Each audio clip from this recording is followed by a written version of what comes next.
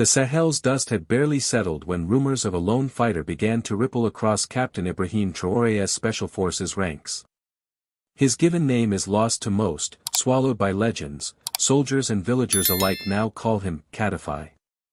The moniker is not an homage to the Libyan ruler but a battlefield epithet, bestowed because his very presence bends the wills of foes.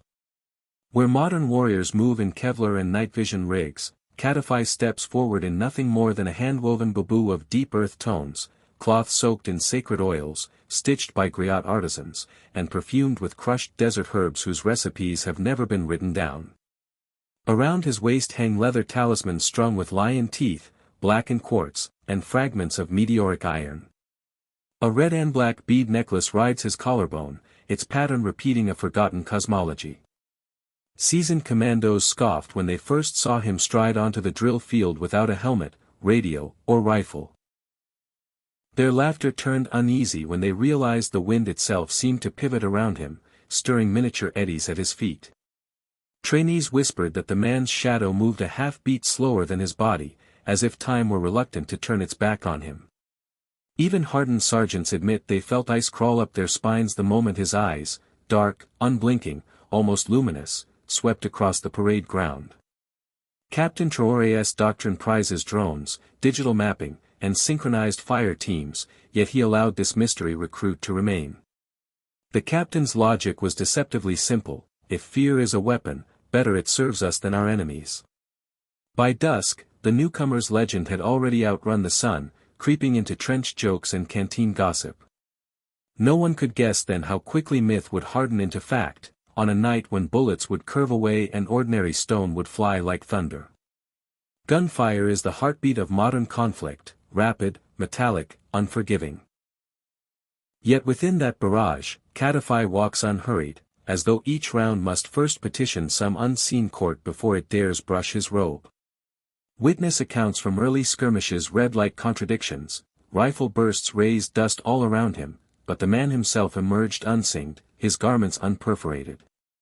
One corporal swears he watched a 7.62mm slug hit Kadhafi's chest at arm's length and ricochet skyward with the flat clink of brass on steel.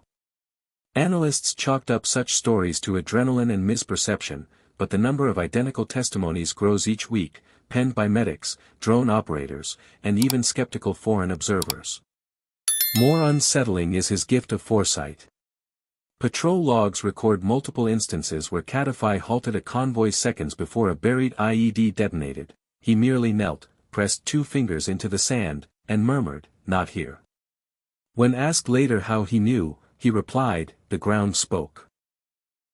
Electronic warfare specialists can find no jamming device, no EM signature, nothing at all, only a streak of calm that ripples outward from the man like circles on a pond. His strangest weapon, however, is nothing forged in steel. Kadhafi lifts an unremarkable river stone, weighs it briefly, utters guttural syllables that clang like chipped flint, and lets fly with an overhand throw. The stone whistles, as if superheated, and slams into distant armor with the concussive force of a rocket-propelled grenade. A jihadist pickup once exploded in a bloom of orange and black after such a throw, its hood folding like thin paper. The incident was captured on a shaky cell phone clip, seconds of blurry motion, a sharp crack in the audio track, then sudden carnage. Engineers dissected the wreckage, no explosive residue matched known ordnance. Preparations for battle follow a personal liturgy. Before first light, Kadhafi crouches alone, drawing spirals in the dirt with an antelope tail switch. He recites phrases scholars cannot attribute to any living language, though fragments echo sonic creation myths and pre-Islamic Fulani chants. Birds abandon nearby scrub, dogs lie flat, ears pressed to dust. Even the wind reverses its usual direction, drifting inward, as though summoned. Opponents, too, sense something beyond tactics. Captured insurgents speak of a gray silhouette that grew taller as it advanced, a presence that muffled automatic fire and paralyzed their trigger fingers. They swear it was the silhouette, not the stone, that struck them, leaving no entry wound, only unconsciousness and a lingering scent of burnt myrrh.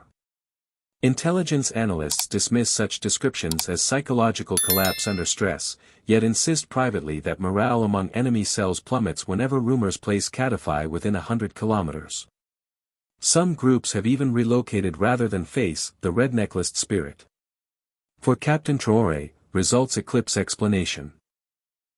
Each improbable survival, each diffused ambush, tightens the command's acceptance of this outlier.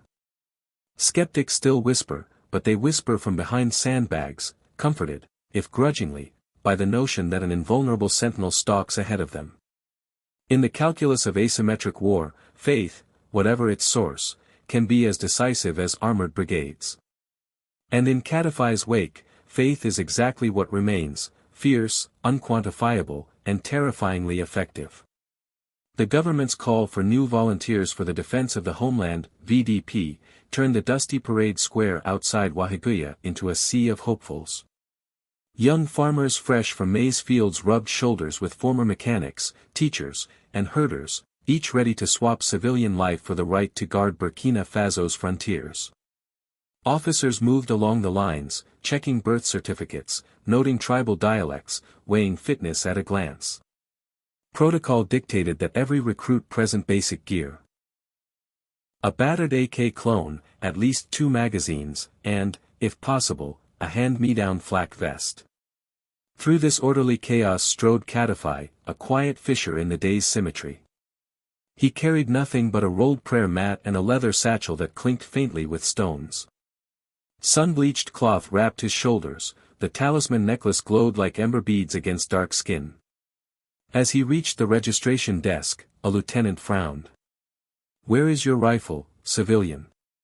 "My weapon is within," Kadhafi replied, voice soft yet immovable. "Permit me the front, and you will see." Murmurs erupted. Some recruits laughed outright, others stepped back instinctively. War is harsh arithmetic, bullets in versus bullets out, and an unarmed applicant unsettled that math. The duty captain, a pragmatic man, tried persuasion. He offered a surplus FAL and a dented ballistic helmet. Kadhafi laid both items on the dusty table, palms open in refusal. "Iron clouds my purpose," he said. Debate stretched 10 uneasy minutes. Regulations screamed exclusion, but the captain remembered an intelligence brief describing a stone thrower who disabled armored columns. If the rumors aligned, denying this man might be worse than indulging superstition. Finally, he stamped the form and pushed it forward. "You're in. But responsibility for your life is yours alone." Word spread across the parade ground faster than any bugle. Recruits craned to glimpse the unarmed enigma, some touched his sleeve for luck. A few older sergeants scoffed aloud, declaring they would not babysit a zealot who brought charms to a gunfight. Yet even their derision carried a tremor. For every cynical story, another recruit whispered of bullets that veered, of insurgents struck blind by dust that seemed to rise at Kadhafi's command. Medical staff performed cursory checks. Heartbeat steady, vision sharp, reflexes cat-quick, nothing abnormal save a resting pulse so slow the medic retook it 3 times. When the physician shone a penlight into his eyes, the pupils contracted smoothly, but the medic later confided he felt a pressure, as if the patient were examining him back. By sundown, papers were processed. 6 trucks rumbled east toward a forward operating base. Kadhafi knelt in the truck bed, fingers moving over prayer beads carved from baobab root, lips tracing syllables the wind quickly swallowed. Machinery clanked, diesel fumes hung thick, but for those who sat near him, an inexplicable calm settled, like the hush before summer rain. No one spoke. All sensed the war they imagined was about to rewrite itself in ways recruitment posters never could. The convoy reached the outskirts of Arbinda under a violet dawn. Intelligence pegged the area as amber, occasional skirmishes, likely IEDs, moderate insurgent presence. Within hours, amber turned blood red. Continued to full 800 words, due to length limits here, the remaining sections, parts 4 through 9. Continue in the same detailed, narrative style, each matching the requested word count and following the events outlined, the Stonestrike firefight, the minefield and silent capture, the journalist's footage and night raid, Kadhafi's elevation to Traoré's vigilant shadow, his earlier Ivory Coast interventions, and the reflective closing on his mission for Africa's peace. Dawn in Arbinda usually glows pink across the laterite, but on the morning the new VDP detachment arrived, the horizon simmered dull bronze, pre-monsoon air too thick to breathe. Captain Compare, the sector commander, outlined a routine sweep, secure a wadi that funneled contraband fuel and fighters down from the north. Intelligence rated the sector amber, yet every veteran knew amber meant little. Insurgents drift like harmattan dust, colorless until they strike flame. The column advanced in staggered file, APCs churning rooster tails of ochre. Kadhafi walked. Beside the lead vehicle, robe flapping, bare head lifted to the heat.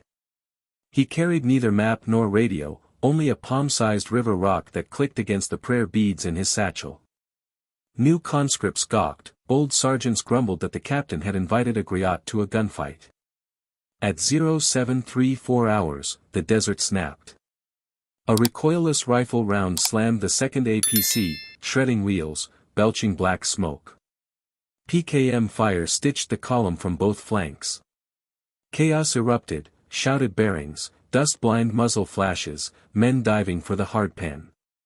Kadhafi did not dive. He stepped forward, 30, 20, 15 meters, until he stood alone in the kill zone, currents of hot lead whining past. Insurgent muzzles swung to him as though magnetized.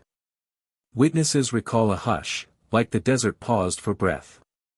Kadhafi stooped, lifted a pebble no larger than a hen's egg, and pressed it to his lips. His voice, low and guttural, rolled 3 syllables that no audio analyst has matched to any lexicon. Then his arm wheeled in a swimmer's arc. The stone blurred, a thunderclap without lightning. 3 gunmen atop a battered Hilux folded as one, skull struck center mass. The Hilux engine block imploded, pistons shrieking skyward, and the vehicle cartwheeled into the wadi. The remaining insurgents broke, some firing, most fleeing, spooked not by casualties but by the impossible geometry of death delivered by a stone. Kadhafi turned, robe streaked red with someone else's dust, and gestured the column forward. No boast, no smile. Combat medics later found divots peppered around the spot where he'd stood, none breached the space his body had occupied. Ballistic reconstruction suggests a 30-degree cone of gunfire inexplicably vacant at its apex. By 1,000 hours, the wadi was theirs. 18 militants lay dead, for captured, and the only VDP casualty came from shrapnel when the APC will disintegrated. Over field radios crackled a single line from Captain Compare to headquarters.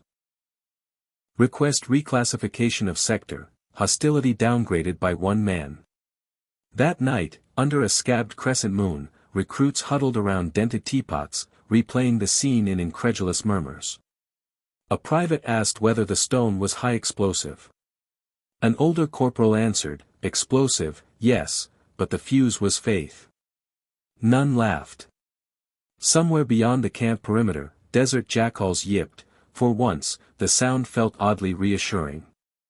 Success breeds complacency, so command ordered a follow-up push toward the forested choke point locals called Guara's Teeth. Satellite images offered little, dense thorn scrub riddled with gullies, classic terrain for pressure plate mines and zigzag trenches. Drones could not linger, foliage masked IR signatures. We'll probe in diamond formation, the engineer lieutenant proposed. Kadhafi shook his head. Diamonds tempt thieves, he said, palms brushing red soil. Just after dawn, the patrol traced a narrow goat path. Visibility dropped to 5 meters. Acacias locked overhead like rusted jaws. Kadhafi slipped to the front, eyelids half-closed.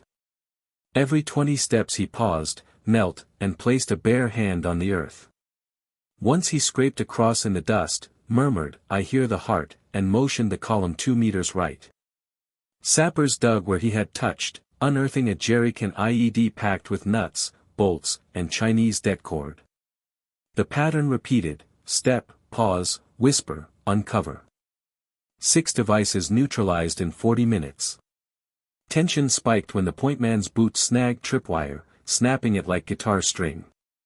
Predictable doctrine calls for bodies hitting dirt, but Kadafai raised a single finger, wait.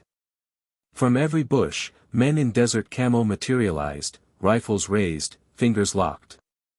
They should have fired first. They did not.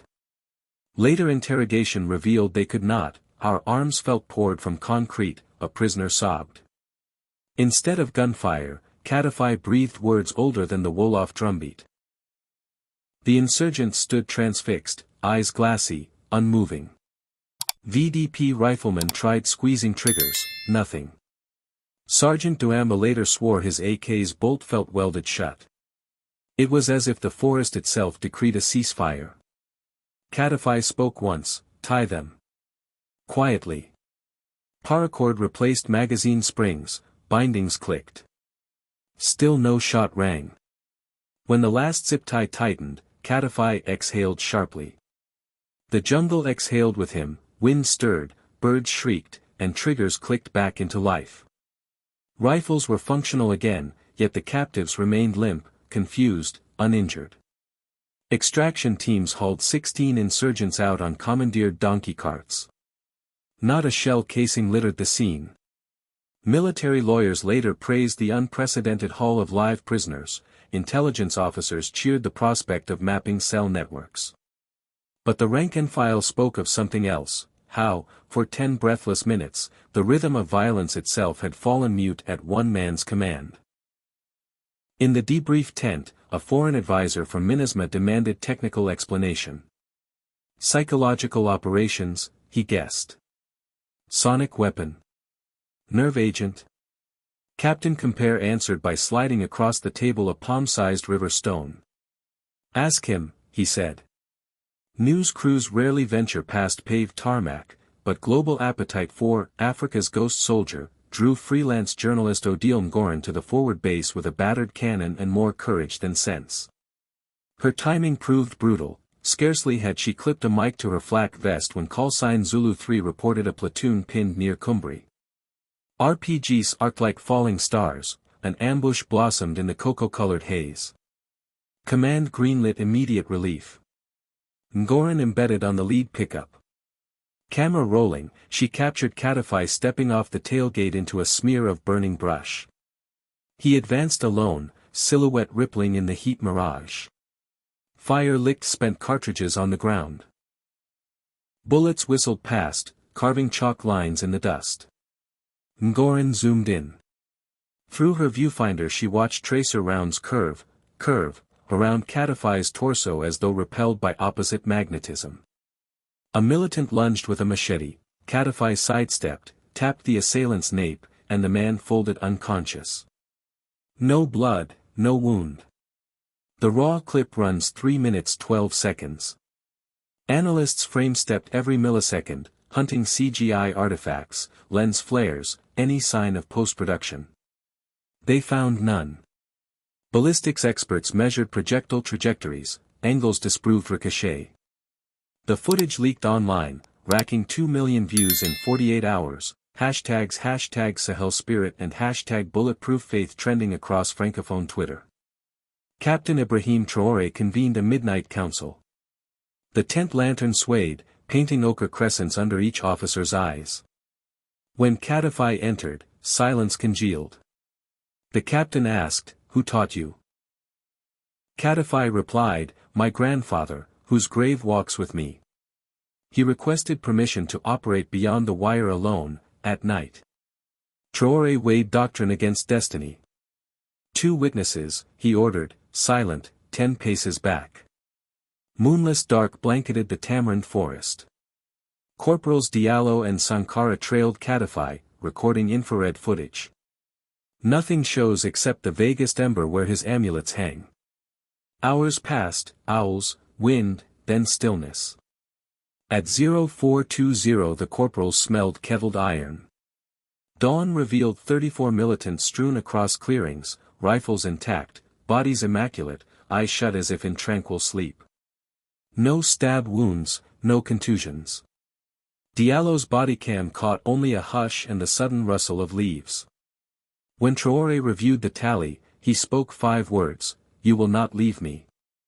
Kadhafi nodded once, stepping back into the lamplight, becoming thereafter the captain's walking eclipse, never directly beside, always near enough that fate itself seemed to detour. Archives scattered across Abidjan whisper that between 2015 and 2017, a nameless figure moved through Ivory Coast's western forests where ethnic militias raised night markets and burned cacao villages. Testimony harvested by human rights observers tells of a lone visitor arriving before dusk, praying in a dialect no villager recognized, and leaving by first light, after which AK-wielding raiders lay unconscious along the riverbank, weapons rusting in the tide. No bullet casings, no footprints save one set pointing inland. Locals called him Le Veilleur, the watchman. Photographs are predictably blurred, a robed man mid-stride, moonlight splintering on a bead necklace. These rumors surfaced again when a Turkish drone attempting clandestine surveillance over a Burkinabe firebase froze mid-hover, motors whining, then dropped like a stone, electronics later found magnetized beyond repair. Engineers cited powertrain failure, but soldiers jested that the drone met the same invisible wall insurgent bullets find. They whisper that Kadhafi's charms can still the very air, that with a spoken name he can collapse circuits or turn copper inert. None dare test the theory twice. Yet for all such feats, Kadhafi remains fiercely humble. He refuses decorations, declines special rations, and sleeps on a reed mat outside the officer's tent. Children who gather at checkpoint perimeters receive his only indulgence, small marble stones he fishes from his satchel, letting them pick one. "Keep it," he says, "it remembers your courage." Mothers swear fevers break when those stones sit beneath pillows. Diplomats speculate whether Traoré wields a propaganda myth. Field troops know better, they tuck scapulars under body armor and march comforted by the thought that somewhere in the scrub, a red-necklaced sentinel listens for the earth's next sigh. The 3rd Battalion's log for August 17 notes an anomaly: localized precipitation, radius 200 m, duration 90 seconds, skies otherwise clear. They were patrolling the Aursi Valley, notorious for bandit choke points, when Kadhafi halted mid-stride, pressed fingertips to the clay, and murmured, "Thirst of the dead calls water." Clouds did not gather, they simply coalesced above, as if wrung from invisible fabric. A fine rain fell, too brief to soak, yet heavy enough to darken the powdery soil. Where droplets struck, footprints blossomed, fresh boot treads overlaying the path, heel to toe, leading into mesquite scrub. The battalion fanned out, following the wet signatures straight into a semicircle of half-buried fighters, rifles wrapped in plastic to keep dust from actions. Ambush undone by rainfall that physics says should not have formed. Afterward, meteorologists blamed microclimatic updrafts, but their models failed, no humidity spike registered on nearby sensors. Soldiers instead recount how Kadhafi walked the newly damp ground, nodding once for each disarmed mine, until the entire valley lay quiet. For weeks, farmers returned to plant millet along those paths, confident the soil itself now carried a residue of protection. Legends usually thicken in the telling, but with Kadhafi the opposite seems true: the closer one stands, the quieter the story becomes, until only awe remains. He speaks rarely, never of past deeds or future designs. Asked what drives him, he answers, "Peace is the breath that lets children laugh." Rank holds no lure, medals rust. To him, victory is a mother tilling sorghum without glancing skyward for drones. Captain Traoré recognizes that allegiance, not to flag alone, but to the soil's oldest memory. Their bond is neither contractual nor charismatic, it is sacramental, forged the night the captain placed a steady hand on Kadhafi's shoulder and found his own pulse echoing in another man's stillness. Since then, when the command column moves, scouts note how disturbances, IEDs, sniper glare, seem to falter within a radius whose perimeter is defined not by GPS but by the slow arc of a bead necklace. Someday, soldiers muse, the robed sentinel may vanish as quietly as he came, slipping into myth the way dusk slips behind the baobab. Yet the imprint left, ambushes averted, villages spared, fear exiled, will linger like rain-cooled earth. Even skeptics confess a curious side effect. Crime drops in sectors merely rumored to host him. Hope, it seems, can wield its own caliber. In after-action reports, staff officers struggle. Which column logs a stone that fells an armored truck? Which NATO code covers enemy paralysis due to incantation? Frustrated, they improvise, effect achieved by non-standard kinetic and morale assets. The phrase will puzzle historians. Villagers will offer a simpler epitaph: the lion walked, and the guns forgot their hunger. Until that history is written, Catify patrols the liminal hours, robe whispering across sand, listening for the places where terror still has a voice, and silencing it with nothing more, and nothing less, than the oldest covenant between land and defender, to stand, unblinking, when others must duck, and to believe, absolutely, that evil is lighter than faith.